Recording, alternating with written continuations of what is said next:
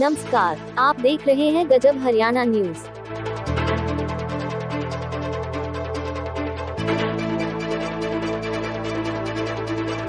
शनिवार को प्रदेश के विभिन्न पार्टियों के प्रमुख युवा नेताओं ने गैर राजनीतिक संगठन जनशक्ति ऑर्गेनाइजेशन की स्थापना की घोषणा की।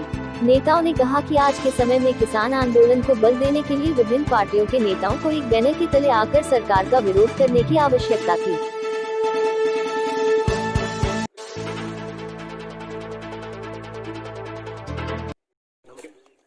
नमस्कार सभी साथियों को, प्रेस से आए बंधुओं को बहुत बहुत धन्यवाद, आप यहाँ पहुँचे। बहुत से राजनीतिक संगठन हैं हरियाणा प्रदेश में, बहुत 76 संगठन भी हैं, लेकिन कई बार एक पार्टी की विचारधारा से बंधने के कारण हम निजी मुद्दों पर उनका समर्थन नहीं कर पाते। इसलिए हमने एक संगठन का आज 23 तारीख को स्थापना 23 जनवरी 2021 के दिन आज संगठन की स्थापना की है। JSO जनशक्ति संगठन, जो जन की शक्ति होगा और जन जन की भावना, जैसे कि आज किसान आंदोलन जन भावना है और जन भावना को सभी पॉलिटिकल पार्टियां जो विपक्ष की हैं वो कोशिश तो कर रही हैं उनके साथ मिलने की, लेकिन भारत सरकार या मोदी सरकार के गृह मंत्रालय द्वारा जो कल भी एक कांड हुआ, उन्होंने अपने बंदे भेजे हुए थे, तो संगठन को पॉलिटिकल पार्टी के नज़रिए से उसको बिगाड़ने के लिए तो वो हम उनका समर्थन करने में सक्षम नहीं थे।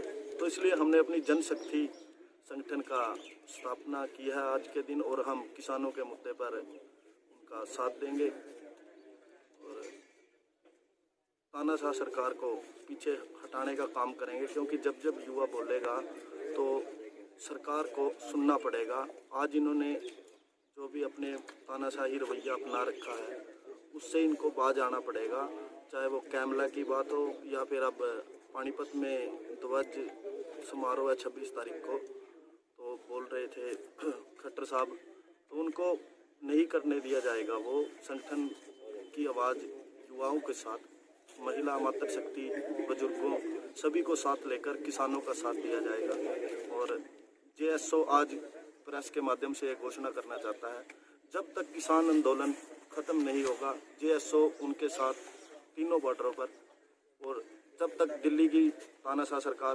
के ऊपर इन काले कानूनों के दबाव बनाकर फतेह न कर ली जाए, तब तक उनका साथ देगा। ठीक। 2021 हम अपनी एक फाउंडेशन, एक ऑर्गेनाइजेशन को फाउंड कर रहे हैं जिसका नाम जनशक्ति फाउंडेशन है।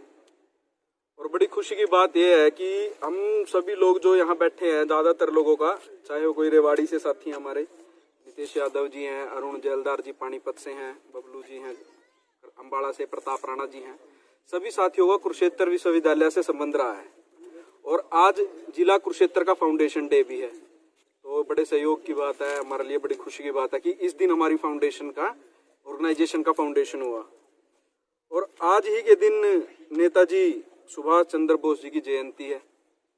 और युवाओं के जीवन में 23 तारीख का वैसे ही बहुत बड़ा महत्व है, क्योंकि शहीद भगत सिंह, शहीद आजम, युवाओं के संघर्ष के प्रतीक 23 तारीख को ही उनका बर्थ हुआ था। तो सारे के सारे पॉजिटिविटी आज के दिन हमें लग रही है।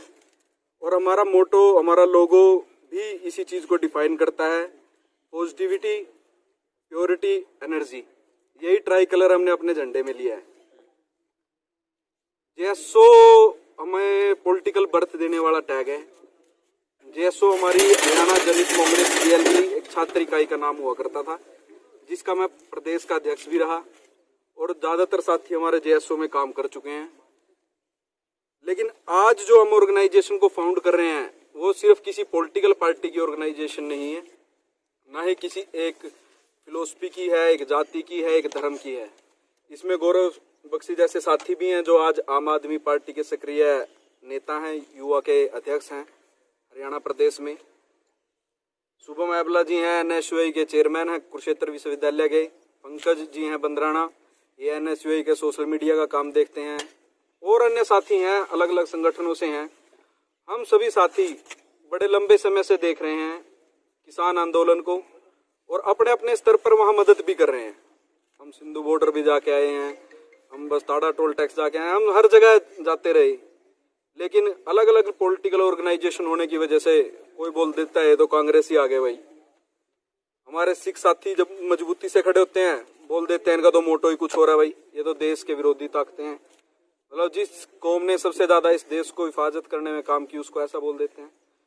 और भी कोई बीजेपी का साथी आवाज उठाना चाहता है उसकी पार्टी की समस्या बेचारेगी। जेजेपी के हमारे युवा साथी हैं बहुत, जिसने युवा शक्ति ने आज सरकार में भी बैठा दिया इस परिवार को दोबारा। उन साथियों को बड़ी समस्या है उनकी पार्टी लाइन से वो बाहर कैसे जाके काम करें। ऐसे ही हमारे INLD के भी साथी हैं। तो हम सभी साथियों ने मिलजुल कर फैसला लिया है कि आज लड़ाई कोई राजनीतिक पार्टी में सत्ताने की नहीं है, वोट बैंक की राजनीति नहीं है। राजनीति हम करेंगे, जरूर करेंगे, लेकिन पॉजिटिविटी की राजनीति करेंगे। एक साथ जुड़कर जो आज जन जन के लिए आज सरकार विरोधी काम कर रही है उसका विरोध करने का काम करेंगे। किसान इस देश की रीढ़ की हड्डी है, युवा इस देश की रीढ़ की हड्डी है। हम किसानों की आवाज हम युवा उठाएंगे और युवा का रिवर्स आप जानते हैं वायु होता है, और हम ये वायु बदल देंगे। जो आज देश विरोधी ताकतें किसानों को खत्म करके उनको एक गुलामी की तरफ लेके जाना चाहती हैं, ऐसी ऐसी पॉलिसियां इंप्लीमेंट करना चाहती हैं, ऐसे कानून बना दिए जबरदस्ती।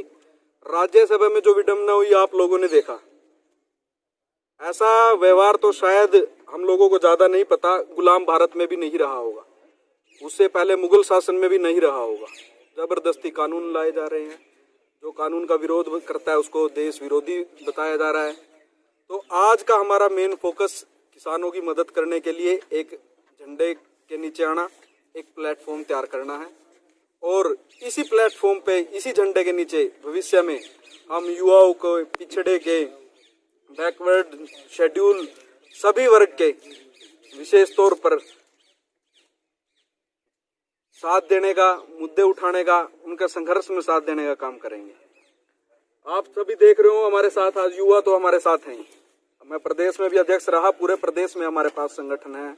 हम 5-6 साल से एक्टिव नहीं रह पाए, वो हमारी पार्टी मर्ज होगी उसके बाद नहीं रह पाए, लेकिन हमारा संगठन आज भी है। युवा हमारे साथ है, मातृशक्ति को हम अपना रिक्वेस्ट करके साथ लगा लेंगे, क्यों बेटों से बच्चों से उनको वैसे ही प्यार होता है।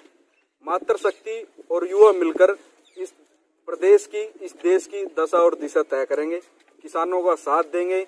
और आज जो किसान विरोधी कानून है इनके खिलाफ डटकर ये 26 जनवरी का जो किसान सेल का मुहिम है, जो किसान संगठन है उनका मुहिम है, वैसे मैं किसान यूनियन में भी वर्किंग प्रेसिडेंट रहा हूँ। भूपेंद्र सिंह मान जी जो सुप्रीम कोर्ट की कमेटी के मेंबर थे, जिन्होंने अपना नाम विड्रॉ कर लिया है, मैं उनके साथ वर्किंग प्रेसिडेंट रहा हूँ हरियाणा प्रदेश का। तो सभी किसान सेलों का साथ देंगे। 26 जनवरी को बिल्कुल किसान के साथ डटकर खड़े होंगे और सारी पॉलिटिकल पार्टियों के साथियों को लेकर, अपने हर साथी को लेकर इस काले कानून का विरोध करेंगे। हाँ जी गौरव जी, क्या जी देखिए, हमारे प्रदेश और देश के विभिन्न पार्टियों के युवा और छात्र नेताओं की एक मांग थी कि उनको एक स्वतंत्र मंच उन्हें मुहैया कराया जाए, जिससे कि वो किसी भी पार्टी से हटके एक मंच पर पूरे जोश और बल के साथ किसान आंदोलन में और समाज की जो भी कुरीतियां हैं उनका विरोध करने में वो एक बैनर तले आ सकें। आज हमारे सभी युवा साथियों ने, हमारे प्रदीप जी हैं और हमारे सभी साथी यहाँ पर एकत्रित हुए हैं।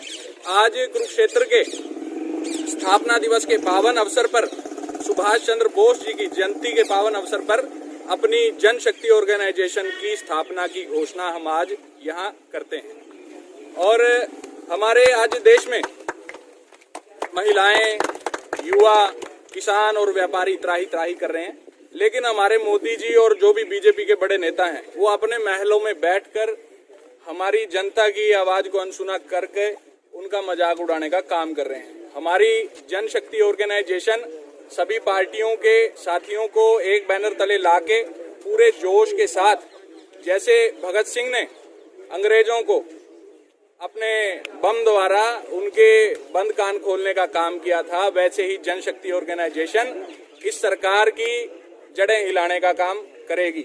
और जनशक्ति ऑर्गेनाइजेशन प्रदेश के साथ साथ पूरे देश में सक्रिय रहेगी। सभी पार्टियों के प्रमुख नेता, छात्र नेता और युवा नेता हमारे कांटेक्ट में हैं और मोदी और खट्टर सरकार की जड़ें हिलाने के लिए हमारी जनशक्ति ऑर्गेनाइजेशन किसानों के हितों की आवाज उठाने के लिए, महिलाओं के सम्मान के लिए, छात्रों के अधिकारों के लिए, युवाओं के रोजगार के लिए निरंतर अपनी लड़ाई लड़ती रहेगी।